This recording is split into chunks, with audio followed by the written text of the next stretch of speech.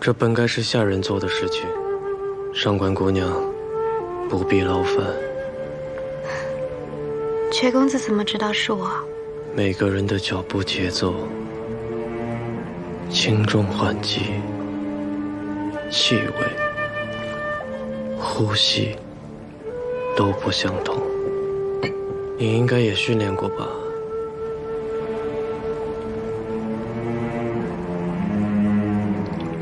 我在孤山派的时候，跟着姐姐简单学了一些功夫。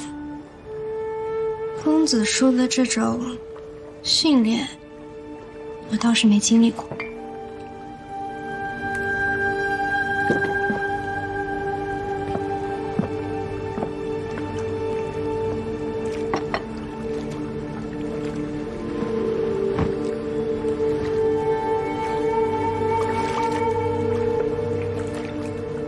身子都痊愈了吗？伤口好像都好了，疤痕也没怎么留。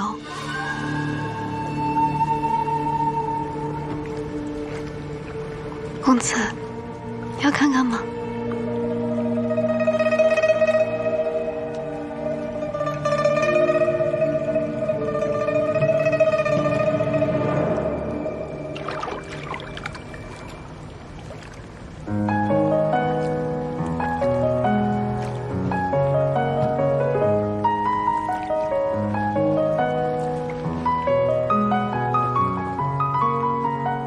不打扰公子雅兴了。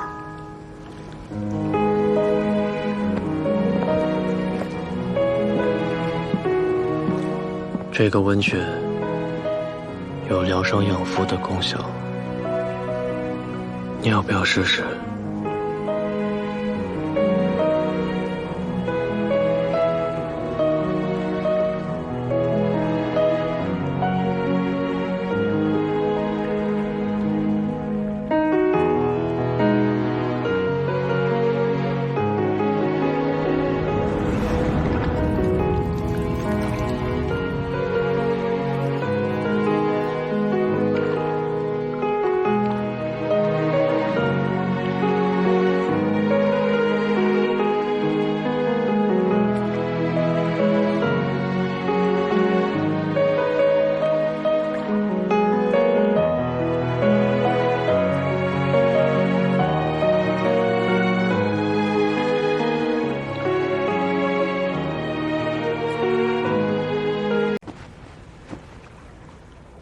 公子选的衣服好看吗？我没在看衣服。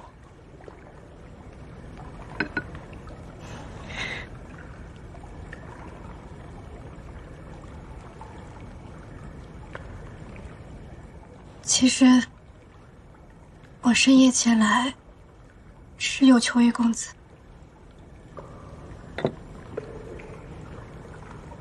所求何物？求公子帮我报仇。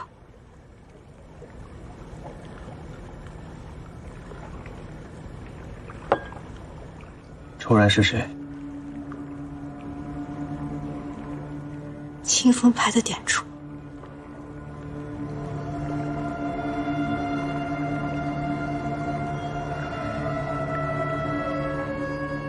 你伪装身份潜入宫门，危机重重，却总能化险为夷。以你的聪慧和本事，为何不自己报仇？试过，不止一次。看来结果不如你意。我们上官家乃医药世家，对毒药也颇有研究。宫门向江湖流出的毒药，我也几乎都收藏过。而且我知道，你们最厉害的毒药和暗器，从来都是自由，绝不出手。确实如此。你们有味毒药叫宋仙尘，我用它做底，混入其他剧毒，让它变得无药可解。2年前的武林大会，我乔装混入其中，偷偷在点烛的食物中下了毒。2年前点烛身中奇毒，震惊江湖，竟然是你。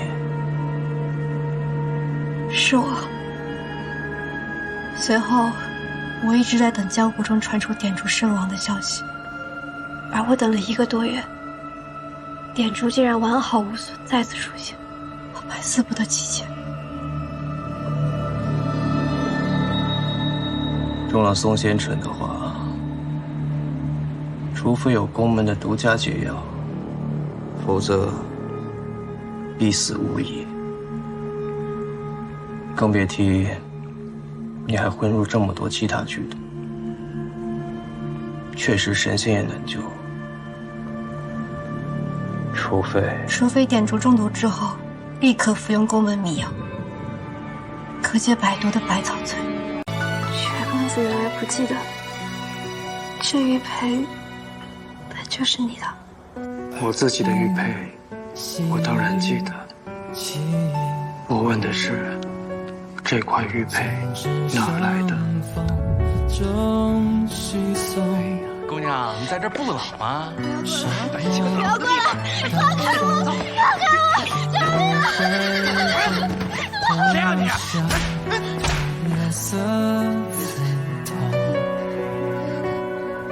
世上的来终觉浅，下笔却苦涩难言。小人爱恨太痴缠，心却留一半。你无心擦肩我抬眼，留下的4年前上元节，我半路遇到歹徒，恰好勾儿先生为我解救。这玉佩就是当时您掉的。我一直想报答这份救命之恩。不必报答，我只是解决挡路之人，并非专门救你。巧合罢了。上官姑娘无需挂心。就算勾儿先生是无心所救，但是在我看来，却是保全女子最重要的清白。我本心属勾儿先生，以前不堪妄想，觉得云泥之别，没想到现在能和勾儿先生成亲。是定亲。宫门很大，不要乱走，记得待在自己该在的位置，正确的位置，不要选错路了。全听薛公子安排。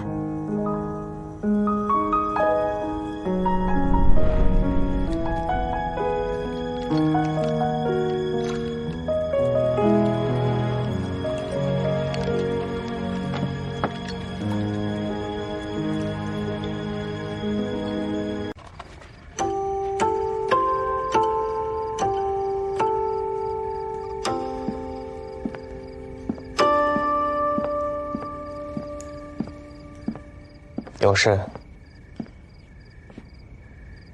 没有。但我有。我就想多陪着公子，有什么需要尽管吩咐我去做。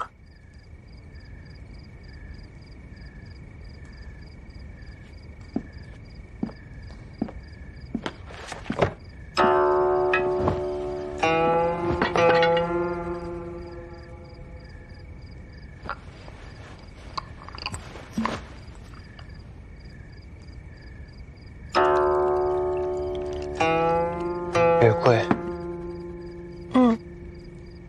我看公子总爱在房间里点月桂熏香，就去药房领了一些月桂花叶，熬制了精油。我爹爹是文官，总爱在末里加一些上官家特殊调配的香味，为了辨别文书的真伪。所以，我也想给公子加一些。可能没什么功用，但如果公子闻着，心神愉悦，清净思绪，也是好的。你知道，我为何喜欢月桂？教我礼乐的先生也曾教我辨识花草，粗通药理。月桂是种既恐怖又有魅力的植物，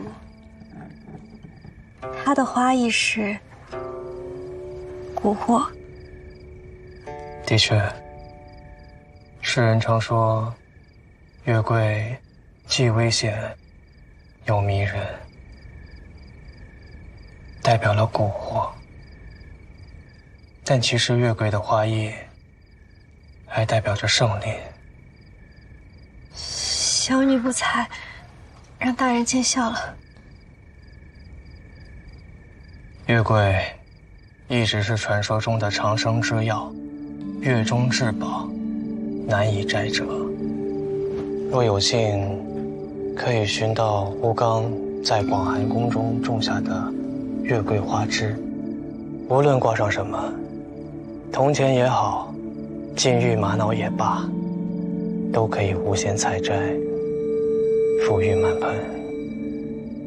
能够摘到月桂花枝，绝非易事，所以人们将才子中举称为折桂。而西北方的一些蛮族，他们则喜欢将月桂花枝编织成环，做成头冠，送给凯旋而归的将士。所以，月桂也代表着胜利。这才是我喜欢月桂的原因。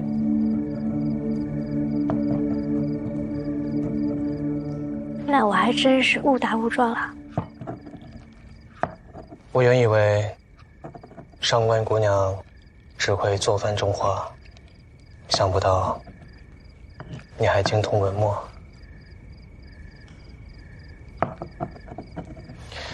以后厨房的事你就不用费心了，按照我以前的习惯来就好。待在厨房对你来说有些委屈。公子若是不喜欢鲫鱼，我可以换其他的。我确实不喜欢。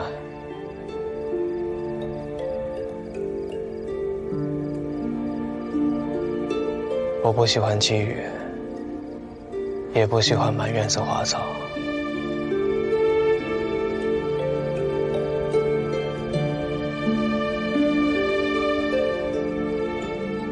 那公子为何还任由你初到绝宫，急于建立威信，我自是不便驳了你面子。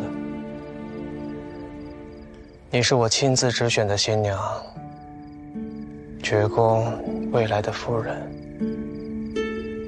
但是，我希望你懂分寸，知进退，远是非。什么都逃不过公子的眼睛。你说的没错，方才是不是去了玉宫？云姐姐之前说要教我几个女工图案，我学了几样，正好想给公子看看。不必看了，回去休息吧。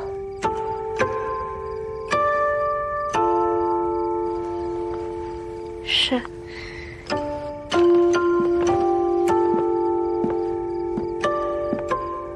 你种了满院子杜鹃，却没种其他花草。你可知道杜鹃的花意？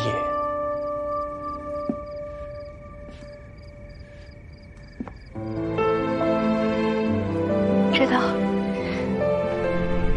上官姑娘为何只选杜鹃呢？因为杜鹃花的花意是，我永远属于你。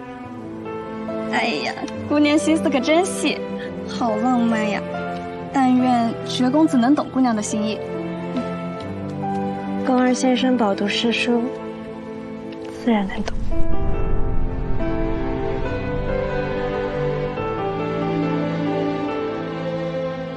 一会儿再走，帮我再抹些墨。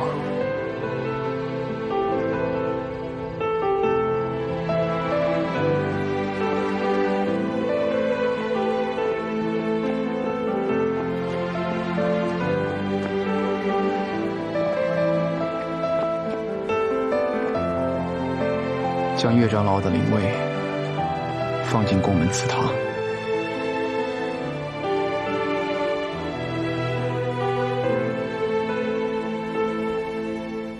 山雾流动，冬日更深了。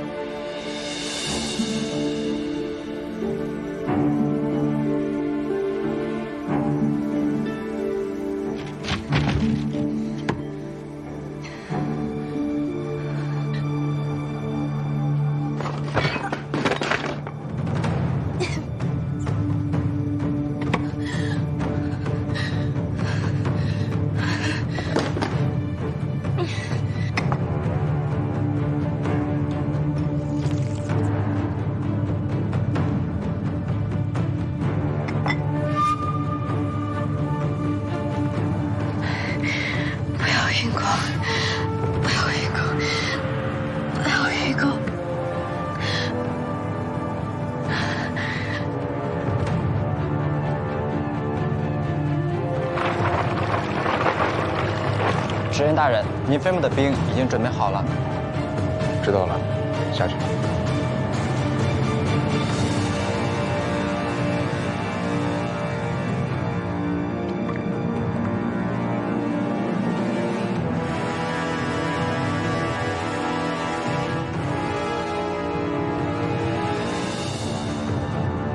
相信子羽弟弟闯完3域试炼，不需花费太多时间。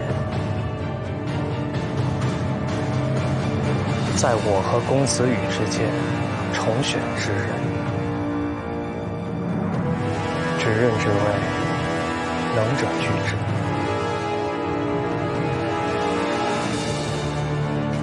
如果灼烧之苦太过折磨，就用这几味药煎煮成茶，服下后练功运气。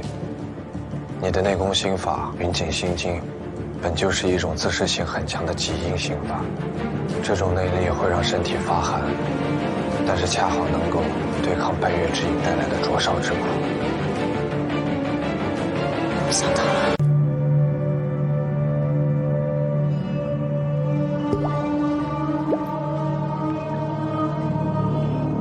你来做什么？下人听到有摔东西的声音，都不敢贸然进来，怕惹怒了绝公子。那你就敢来？我也害怕，但我知道，公子再生气，屋子里也不能没有伺候的人。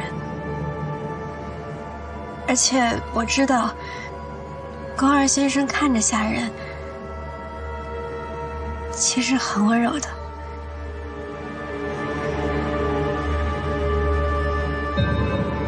过来。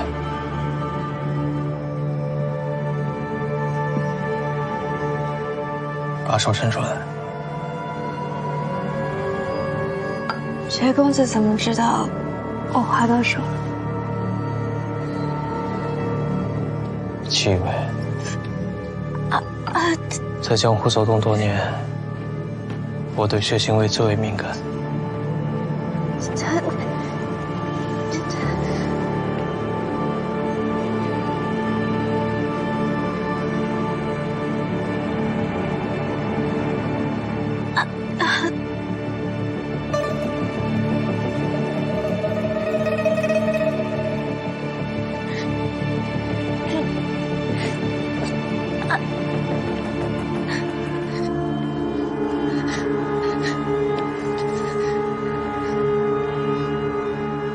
还觉得我温柔吗？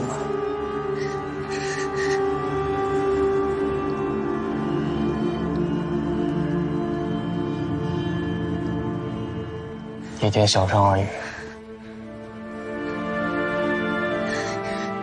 十指炼心，还就是他总要说出来的。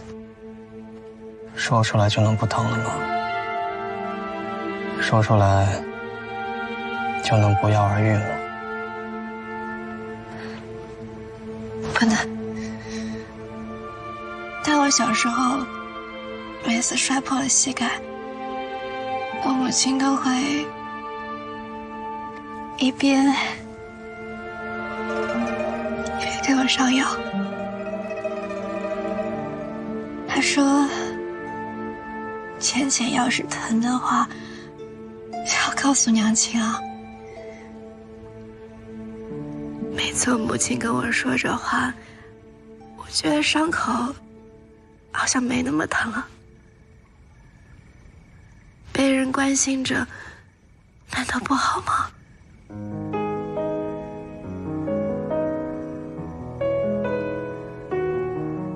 小孩的世界和大人的世界不一样。江湖中，幸福和威望可以拿来分享和展示，而痛苦和秘密则不可告人。所以人们常被它着一起欢笑，却很少有人可以陪着一起痛苦。很少，但不是没有。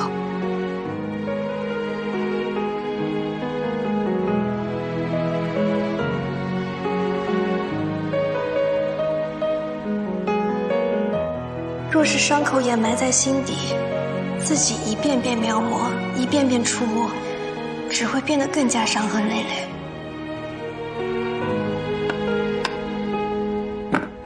你看过受伤的野兽吗？他们不会把伤口展示给别人，因为族群里容不下弱者。他们只会独自找一个阴暗的山洞，悄悄舔舐，等待康复或者死去。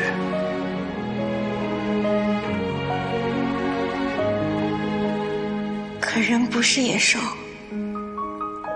野兽没有心，但人有。心总归要有一个栖息之地。倘若有人相伴，煮雪暖酒，即便不够光明炽热，也足以度过心底的寒冬。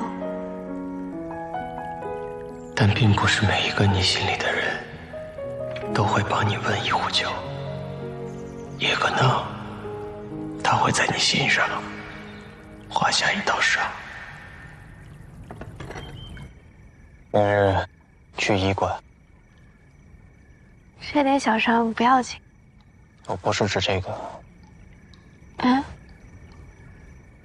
你这手很烫，不像正常人温度，要么生病，要么中毒。前几日受了风寒，有点发热。吃药了吗？没有。自从长老遇害之后，出入医馆都需要指公子的手令，领取药材更是严格。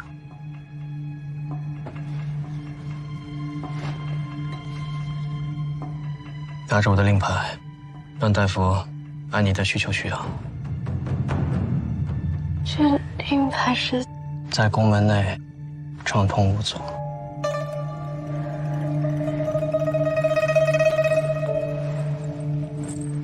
多谢大人。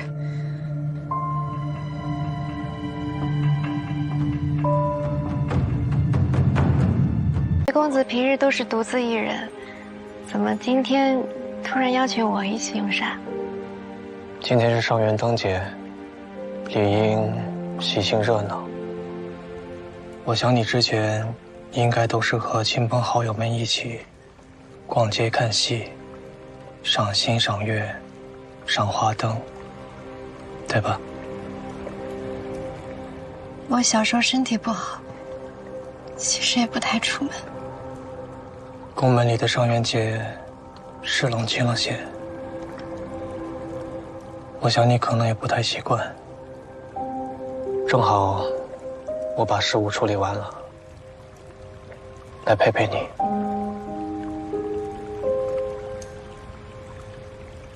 加入宫门受苦了。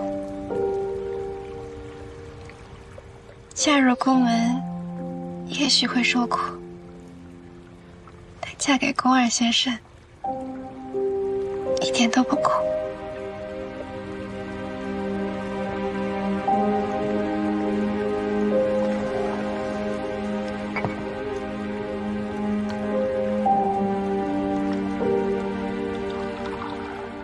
薛公子不喜欢热闹吧？不喜欢。那我也不喜欢了。喜欢还可以改的吗？当然，喜欢都是后天的，没有谁生来就喜欢谁。但仇恨可以是先天的，有些人生下来就带着恨。是啊，这世间没有无缘无故的爱，却有无缘无故的恨。两个可能没有见过面的人，却是生死世仇。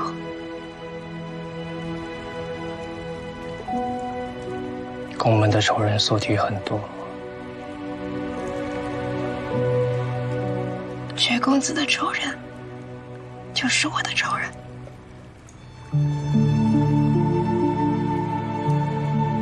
你很会说话，不是吗？你刚才说，绝公子的仇人就是我的仇人，而不是说，宫门的仇人就是我的仇人。有区别吗？没区别。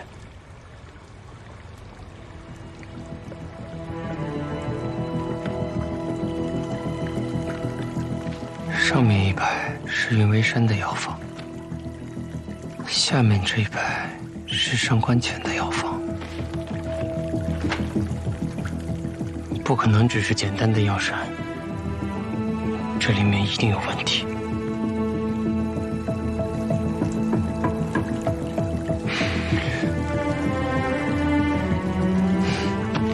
石豆兰、地柏枝、钩石斛、光络星虫、毒液岩竹。薛公子，要长一点嘛。这药膳我熬了一下午呢。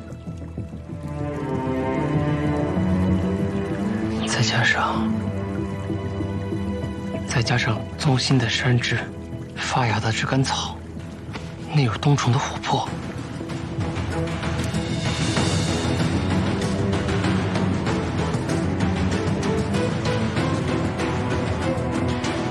只要另外再找到朱砂和硝石，剧毒，这是剧毒。哥，我刚刚在外面听到一些争吵。无妨，找我何事？我听下人说，公子最近劳累，睡眠不好。这几天经常凌晨起夜点灯。我们老家有种可以安神的枕头，是黄杨木做的，里面加入手乌藤汤汁，煮过再晾干的香叶，能安神助眠。若是能从市集上给公子寻来，公子夜里大抵能好梦些。已经入了宫门了，就别老想着外面的事儿。真有什么缺的，让下人去买。当然，宫门新娘不能随意进出，我知道规矩的。我只是想说，史公子正好在这儿，我就想问问看，能不能去医馆，看看有没有这几样东西。快去快去！正好我跟哥哥有事要说。是。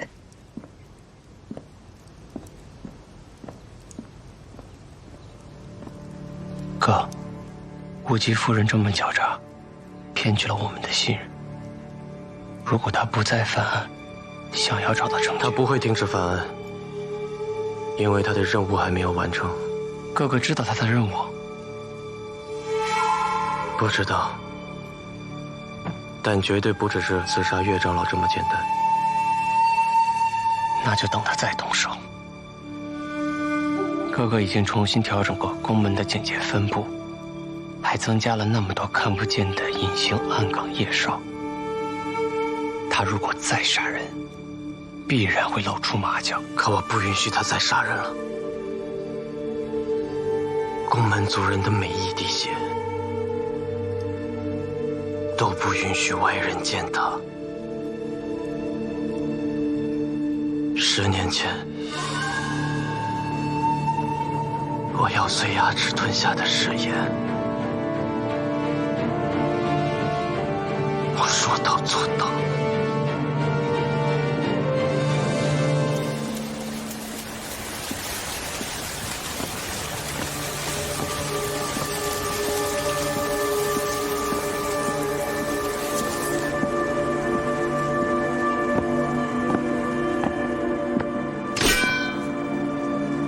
云小姐，没有芷公子的命令，不能进入。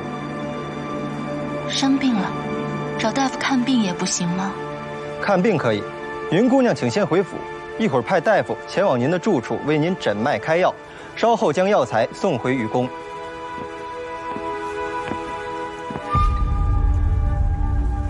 上官姑娘，宫二先生把他令牌给我了，让我来取药。是。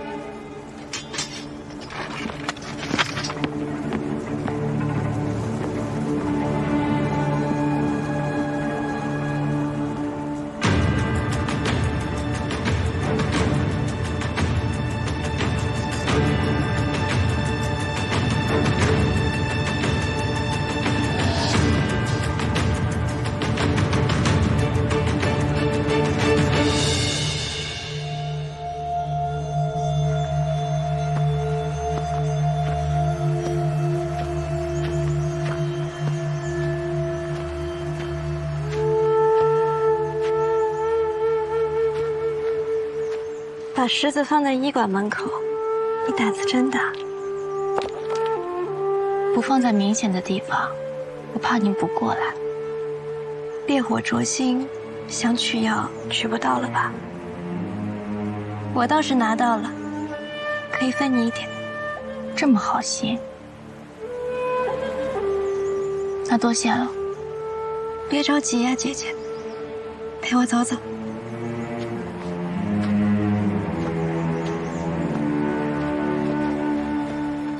果真是亲生的。对。看来在血脉这件事上，宫上就很难再有突破口。如果公子羽能够成功通过3关试炼，他的执刃之位也就无可撼动。你表面配合，把那半张医案给我，却在暗地里和无忌联合，让宫上爵在长老院丢尽颜面，同时也在公子羽面前负尽了好感。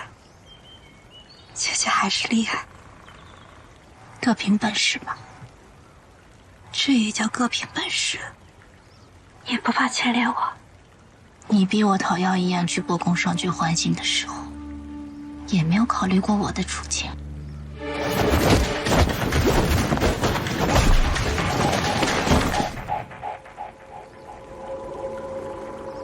你内力紊乱，半月之阴的灼伤，不好说吧？我修炼的是极阴之法，和灼烧之毒彼此对冲，再难受，也不过是内力紊乱而已。而你修炼的是至阳之法，连基本的内功运气都做不到，你应该比我难受得多。可是药材现在在我手里，要么你乖乖听话配合我，要么就慢慢的折磨吧。这些药材不过是只能暂时压抑毒性，半月之期一到，还是得离开宫门去找对接人领取解药，否则都是死，早死晚死而已。我一定会想到办法出去的。你说这话自己相信吗？在宫上爵眼皮子底下生活，不好受吧？连尾巴都不敢露一下。不如你把药材给我，我替你去交换。我已经找到出宫门的办法了。你说什么？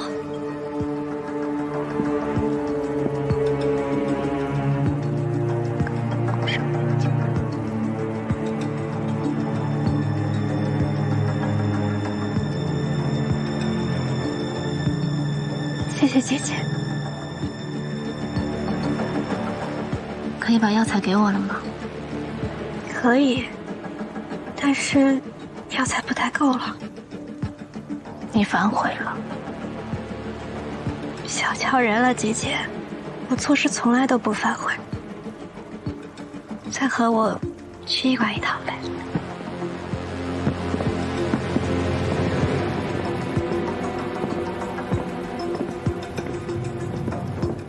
麻烦侍卫了，看我这记性，记忘了这些药材，还要多谢云姐姐提醒。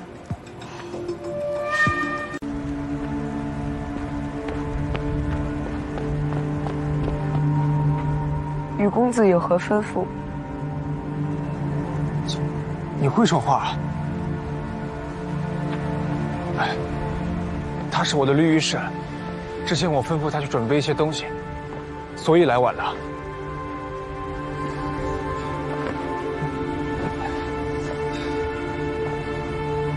宫门祖训规定，贴身绿衣使可以一起闯关，对吧？但你的绿衣使是金凡。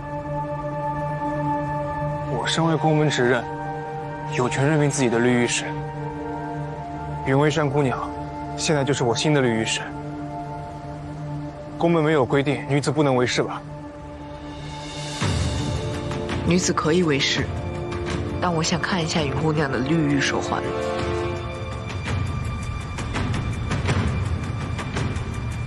我进入后山试炼比较匆忙，所以还没来得及。在这里。进入后山之前，有一样东西我要交给你。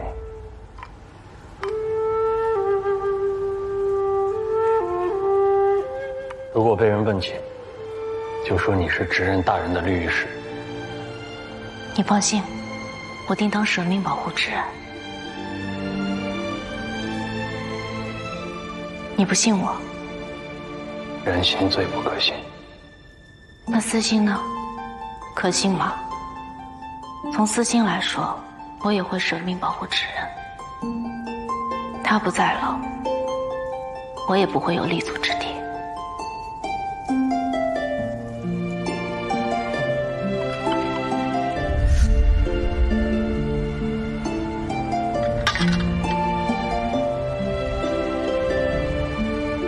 我去准备一间客房，云微山姑娘，请跟我来。不用，我和云姑娘同一间房即可。这不合规矩吧？云微山姑娘是我指定的未婚妻，父亲去世，我当首相，只是暂时推迟了婚期而已。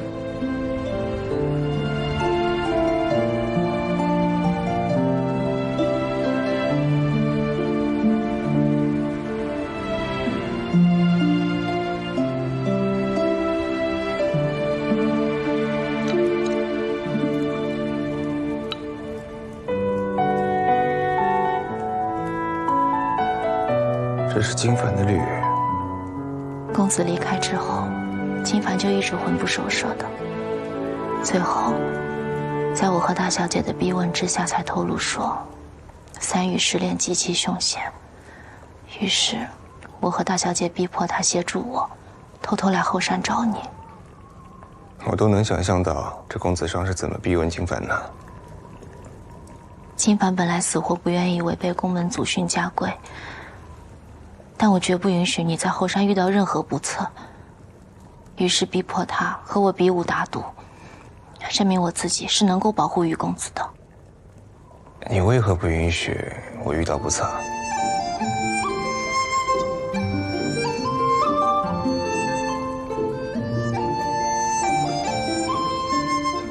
你说呢？好。所以你是比武输了，并和公子商一起耍赖，逼迫金凡，对吗？不是，我赢了。你赢了金凡？可能他本就内心有愧，再加上碍于我的身份，所以对我手下留情了吧。但他始终不认我是你。你的执刃夫人觉得我没有资格进入后山，最后才想了这个下策，将他的绿玉手环给了我，让我代替他以绿玉术的身份进来。那现在你到底是执刃夫人呢，还是绿玉氏？都还没正式拜过天地，当然不是执刃夫人了。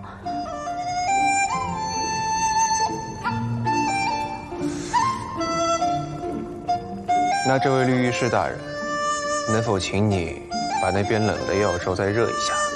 我的执刃夫人有些饿了。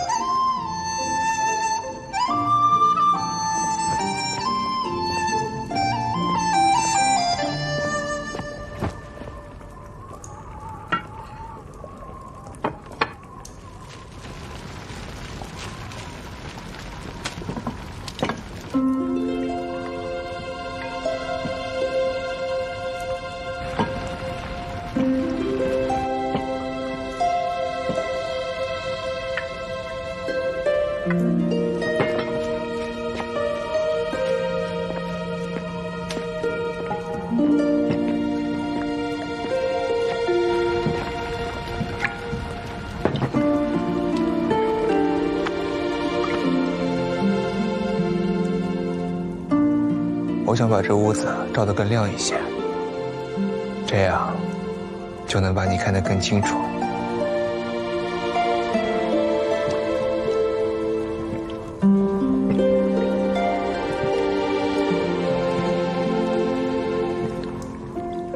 我来吧，你去坐着。那怎么行？我怕冷，靠近灶台暖和。又胡说。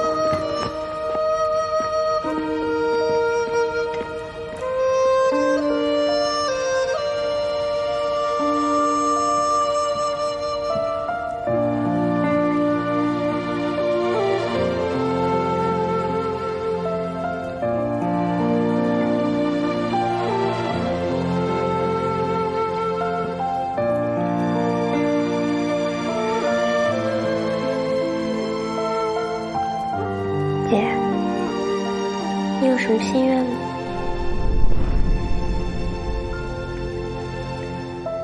没有，一个想做的事都没有。人心里总要有点念想，才能熬过现在的苦吧。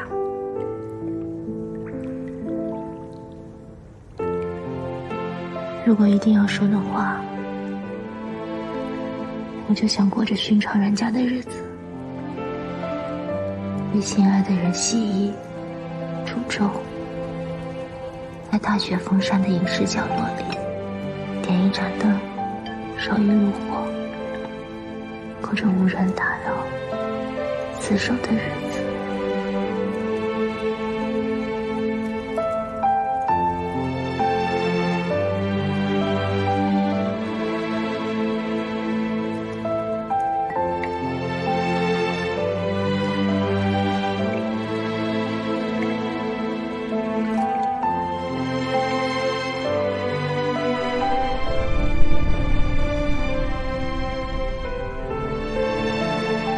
你干嘛想我？我哪有啊？只是没想到姐姐还这么伤你心。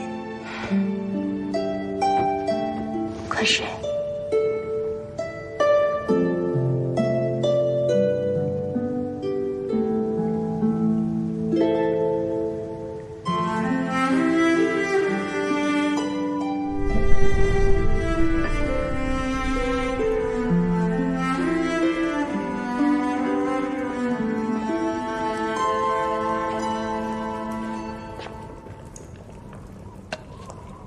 躺一着。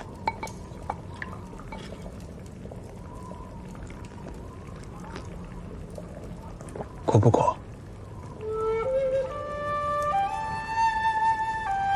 不哭。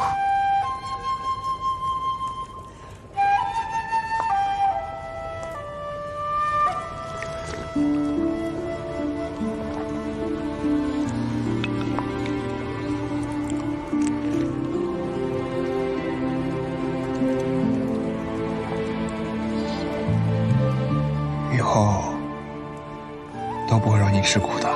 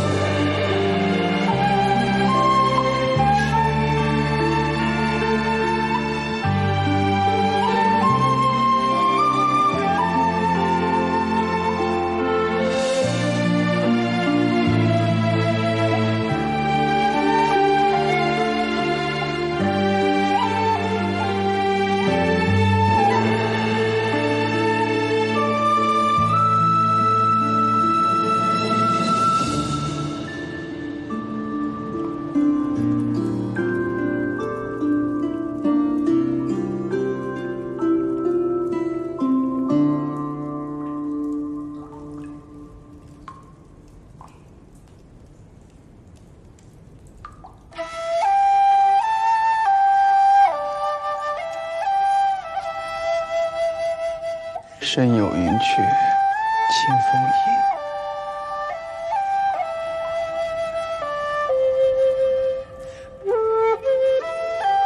心若磐石，安身立。公子，前山传来急报。何事？岳长老遇刺身亡。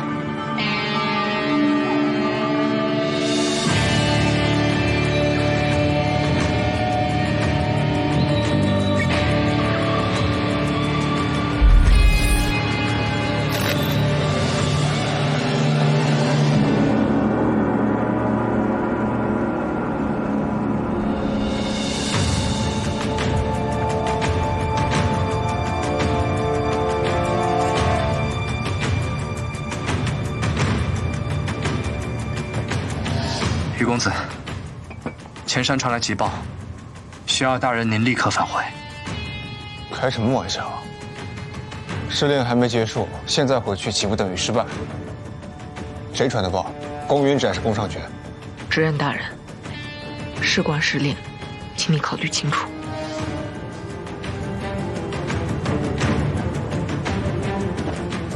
到底怎么回事？岳长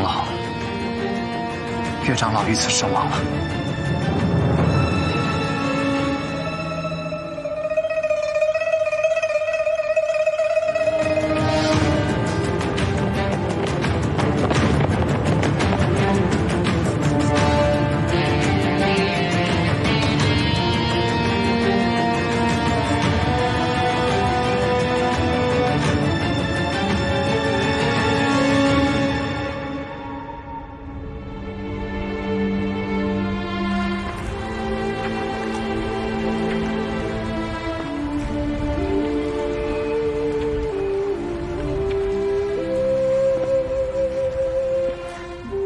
宫红玉生了一个和自己一样重情重义的儿子，希望他最后不会落得像他父亲一样的下场。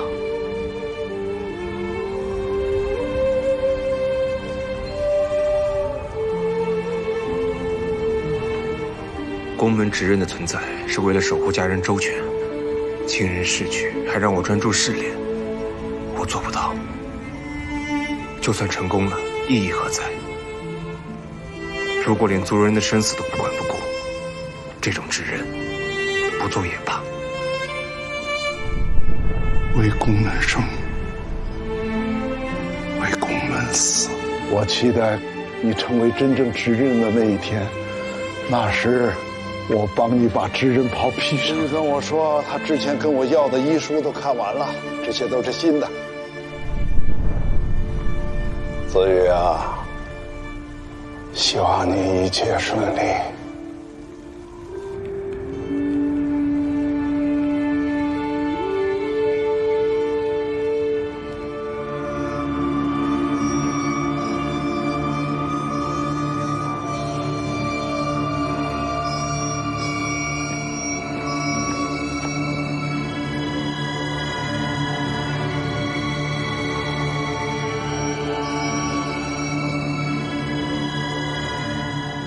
逝者无名，他人无风。早就跟你们说过，无风此刻另有其人。贾管事是被刻意栽赃，然后杀人灭口的。谁说宫门里只能有一个无风细作？无风行事，向来小心谨慎，除非万全把握，不会轻易出手。绝公子说的没错，若真是势单力薄，无风不会轻易暴露。留下血字，点名无风，更像是一种示威宣告。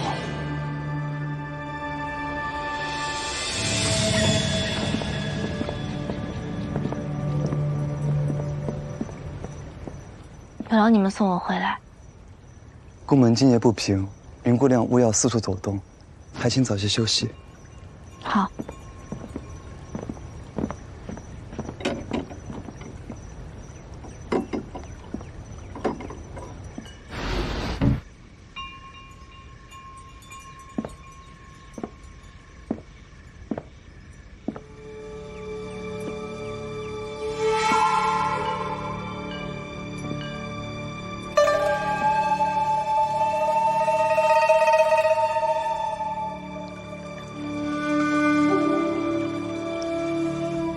于长老，除了在脖子上有一道薄如蝉翼的剑伤之外，全身并无其他伤口。让医馆的人再仔细查阅。是。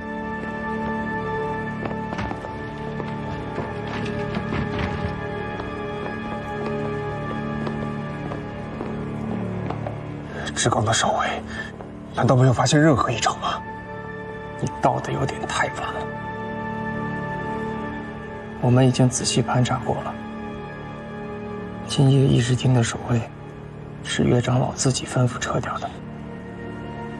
直到议事厅传来浓烈的血腥味，侍卫们才发现岳长老被害。而且，岳长老把自己贴身的黄玉侍卫也留在了侍卫园。岳长老如此神神秘秘地单独赴约，倒像是要会见什么了不得的人。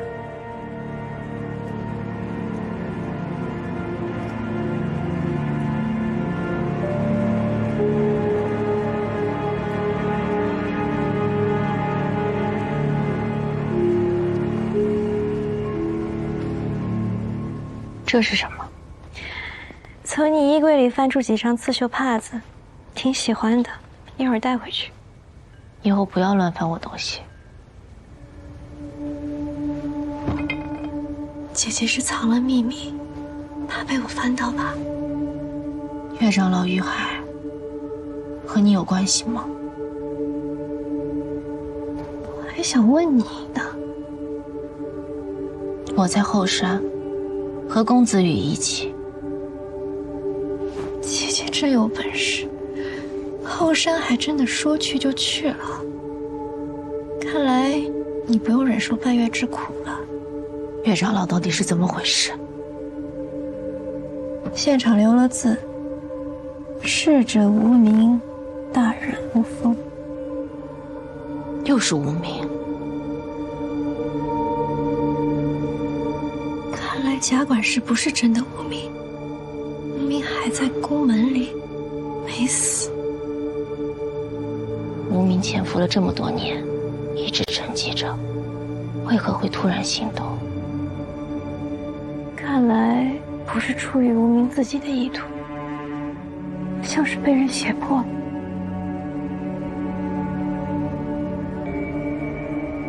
他在宫门里如此肆无忌惮的杀人，只会引起宫门高度戒备。之后，我们的行动只会越来越麻烦。再加上你我是外来之客，更加脱不了嫌疑。不一定，感觉宫门这次会把矛头指向自己人。岳长老见喉咙处有一道剑伤，伤口很窄，干净利落，似于近距离的一剑封喉。能够让这个人走近自己而不做任何防备，岳长老一定非常信任他，或者说非常偏爱他。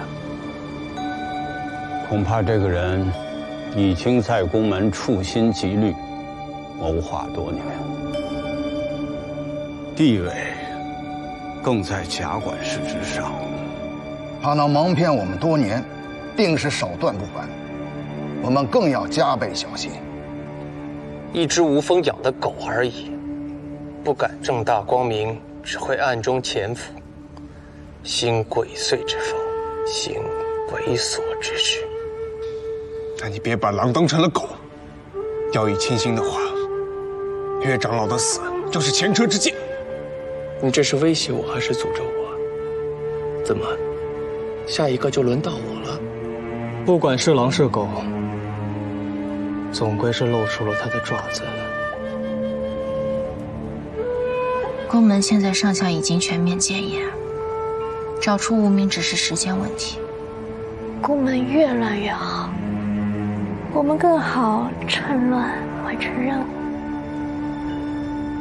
宫门出了这么大的事情，公子羽的试炼还能继续吗？要不然你跟我一起去前山，我的事情不需要你操心。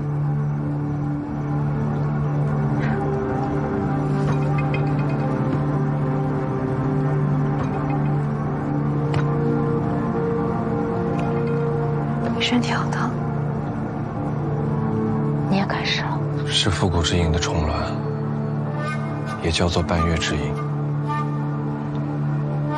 重峦在你体内孵化后，会让你的体温渐渐升高。如不及时服用解药，五脏六腑都会被慢慢烧完。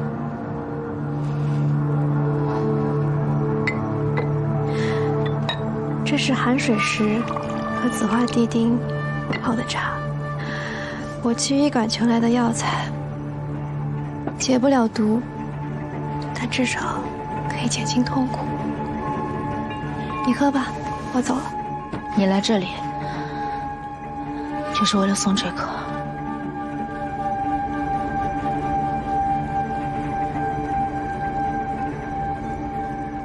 龙胆草，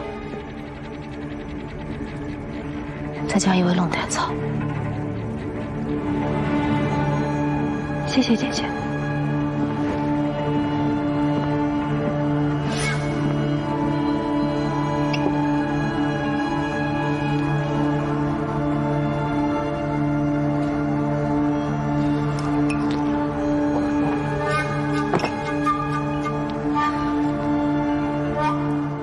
岳长老位高权重，不会单独接见身份低微之人，所以当务之急就是将宫门内所有管事之上的人进行彻底排查。虽然内务向来是禹公的职责，但禹公子正在后山进行3域试炼，追查无名之事就交由我来负责吧。上次你们调查完，就说贾管事受无风细作，这一次怎么放心交给你？公子羽，你是不是没通过后山试炼，又不好意思承认，所以以借调查无名为由，逃避试炼呀？子羽弟弟此刻出现在这里，想来第一关试炼已经顺利通过了吧？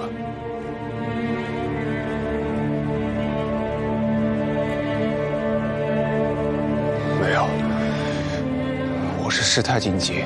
宫门祖训，试炼一旦开始，中途停止视为放弃，试炼失败。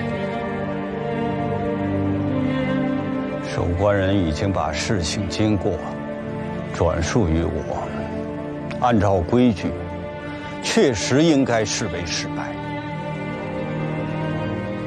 但是，执刃知晓岳长老遇害，在得知会被视为试炼失败的前提下，依然毫不犹豫地选择回到前山，处理宫门事务，恰好说明子羽时刻把族人安危放在首位。所以，我代表后山雪宫，特例允许执刃回去，继续闯关试炼。华长老，你同意吗？既然雪长老这么说了，那我也就不再多言。但请各位记住，今天宫门上下为了公子羽改变了宫门祖训，那以后发生事情也就有了参照。宫门家规不再是不可撼动的铁律，只要有利于族人利益，那宫门的一些陈旧家规，该改的就改，该破的就破。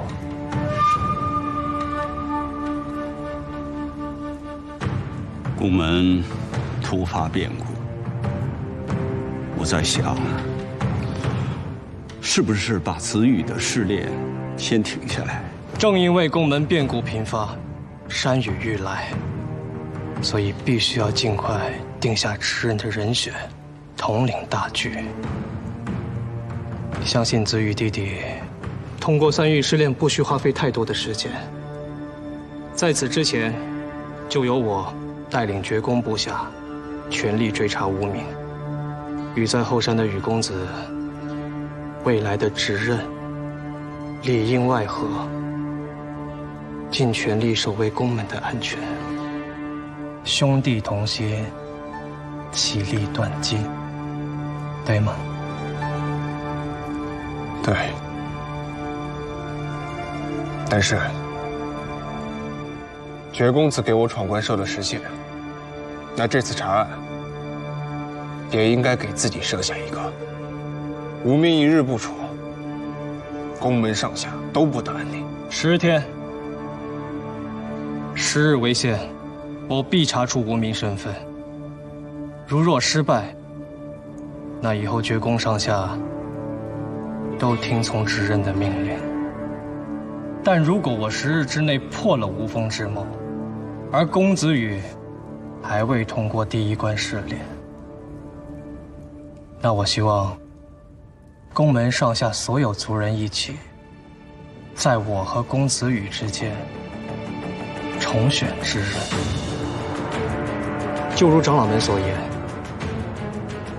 族人利益高于一切，执刃之位，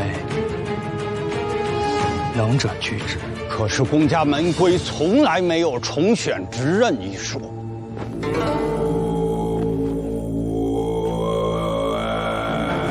既然宫门祖训能为公子羽而改，那就能为我宫上决而破。若长老们厚此薄彼，执意偏心，那我离开宫门便是。江湖之大，自有我宫上决容身之欲。我还未满20，不及弱冠，自然也是没有资格征选之人。但这宫门规矩，若是可以为了公子羽而改，那也可以为我宫原指而破。但又如长老所言，一切以宫门族人利益为先。让我哥哥宫上决早已通过试炼，如果又能在10日之内清理无风，那我定会支持上决哥哥，绝不会与他争抢。毕竟，人活在这世上，还是要血连绵。我知道，我不配。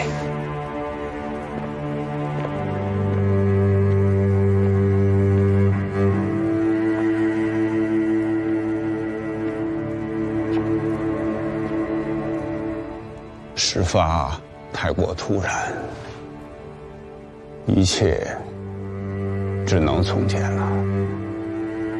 哥，此人是谁？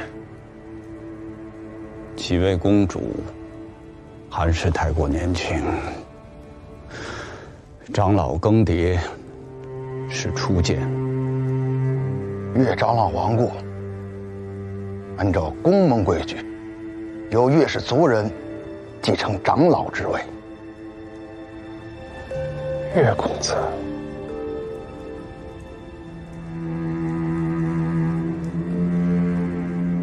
那个岳公子，看着也比我大不了几岁，居然就当上了长老。执刃都有年龄限制，长老就没有吗？哥，他到底是什么人？是你必须敬重之人。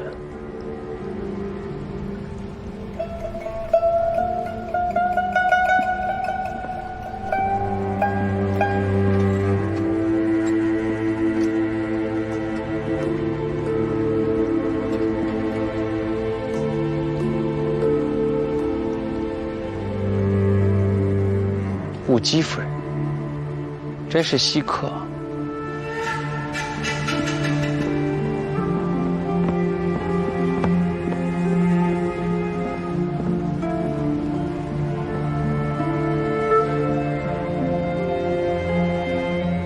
宫门刚出意外，夜里全山已经戒严。若是没有什么事情，无忌夫人还是不要。公子羽的身世，我记起来了。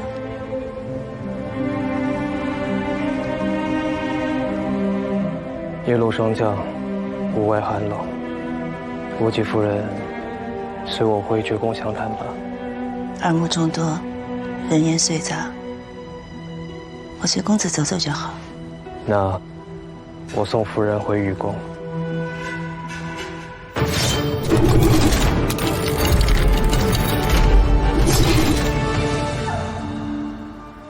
每位夫人从怀胎至产子，都会从医馆调配专属的大夫全程看护，医馆也会留有档案记录。兰夫人的医案我早就看过，上面清楚记载早产。医案是假？医案是真，但老执人偷天换日，改了几页。我明白了，这几页在雾姬夫人这里。绝公子聪明，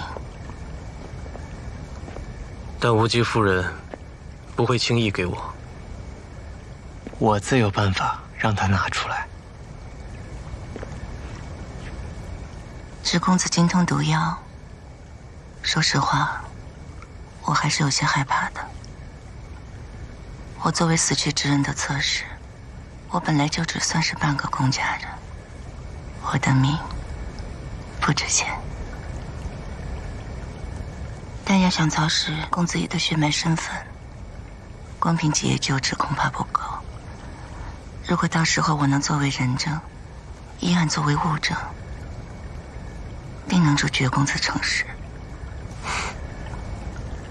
原指弟弟少年顽劣，不懂礼数，无忌夫人不要介意。你能突然想起往事，自然是好。只是我很好奇，是什么让你改变了心意？毕竟，你是子羽，亲如己出。我在这儿待得太久了，久到已经厌倦了这里的一切。老执人身故，宫门又逢多事之秋，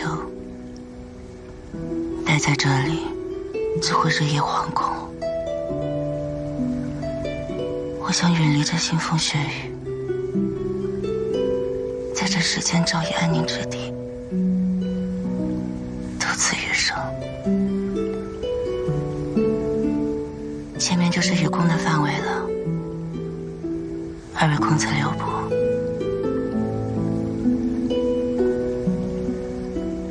夜路曲折，绝公子不要走错路才好。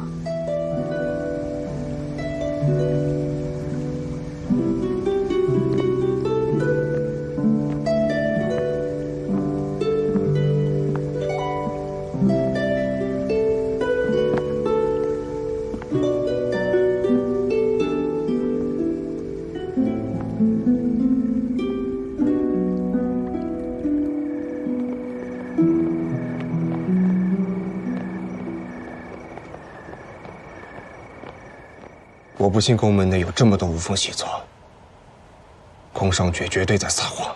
但令牌不假，也有血字为证，贾管事也确实死了。那宫上爵的目的是什么？威慑。威慑？让宫门自乱阵脚，胡乱猜测。谁说宫门内只能有一个无风细作？其实宫门内的无风细作，从头到尾只有一个人，他就是故意虚张声势，混淆视听，把贾管事的事情掩盖过去，顺便制造出强敌压境的紧张气氛，让宫门内部动荡。他想干嘛？他都堂而皇之把事情说出来了，还不知道他想干嘛？他想换执刃呢。那他也不至于疯狂到想当执刃而杀长老吧？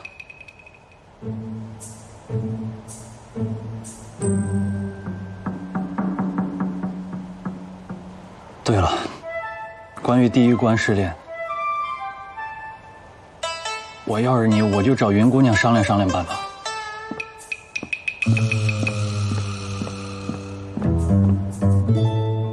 金凡让你问我。是啊，我也被金凡搞得莫名其妙的。他只告诉我第一关考验的是内力，其他就没说了。内力？嗯，他暗示得很明显。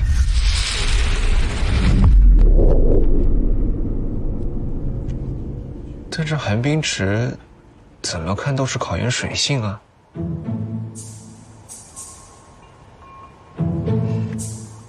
这试炼既然是为了选拔继承人而设，考验水性好像不太合理吧？对哦。哎，这是什么？哦，方才去医馆抓药，想起雨公子在雪宫应该也受了些风寒，就让大夫配了几副暖身的姜草药茶。公子记得趁热喝了。你为何去医馆抓药？你身体不舒服吗？云姑娘，这几味药可都是大寒之物啊。你虽说虚火燥热，但切记也不要多吃啊。多谢大夫。最近天气燥热，就去找大夫配了几副降火的凉草茶。你这是为我担忧焦虑呢。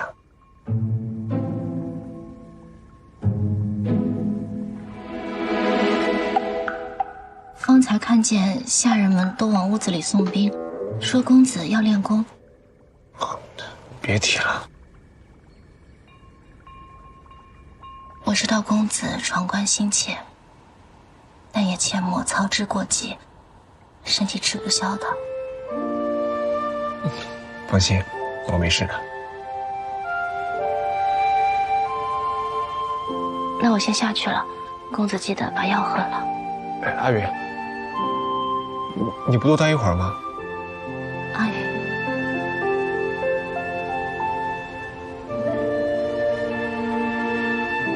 阿云不好听吗？